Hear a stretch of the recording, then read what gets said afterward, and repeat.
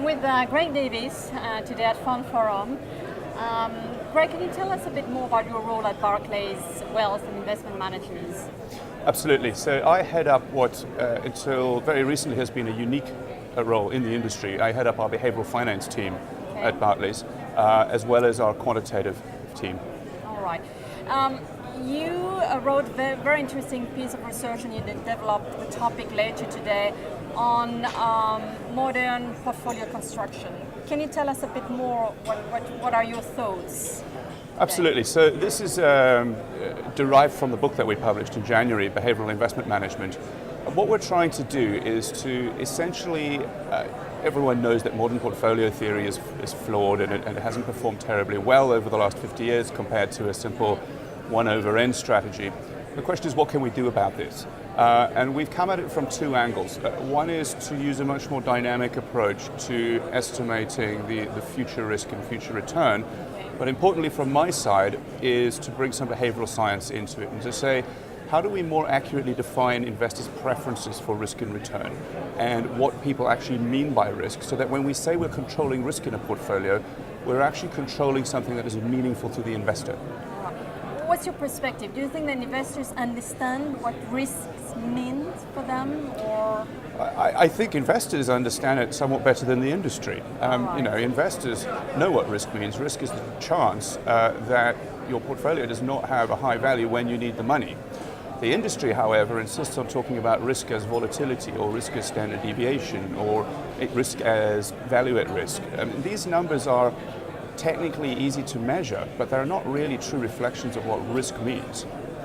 And there's been also a lot, we're talking a lot today about the risk in the Eurozones, also the risk of collapse of certain numbers of investments. We see as well a lot of talks here at FundForum on emerging markets, and a lot of investors are considering moving more to emerging markets because they definitely offer better returns. What's your perspective there? Where do you see an input? Well, I think you always need to start from the perspective of diversification and maintaining a diversified portfolio across many asset classes. The other perspective there, of course, is that there have been a lot of risks recently. There's an investor fatigue coming, I think. Investors are so tired of muddling through and continual this crisis, that crisis, that very many are sitting on the sides entirely and not investing. And for an investor with long-term objectives, that is in fact the biggest risk. The biggest risk is disengaging from investment completely and therefore not getting any of the long-term upside that you should expect from a well-diversified, well-constructed portfolio. Okay, so that's one message you're sending to your investors. Another advice for them in this difficult time?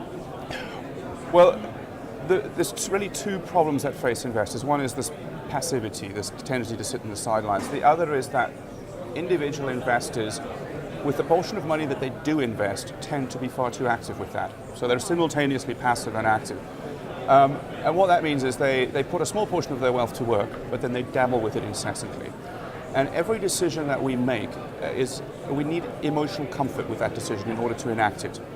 And in times of stress, in times of turmoil, actually people end up devoting much more of their decision making to the objective of achieving short-term emotional comfort rather than the objective of long-term efficiency. And I think the biggest advice to investors is put more of your money to work, think long-term and leave it alone. All right, go to the beach and enjoy the sun. May as well. All right. Thanks a lot. Thanks, Greg, for sharing this interesting insight. Thank you.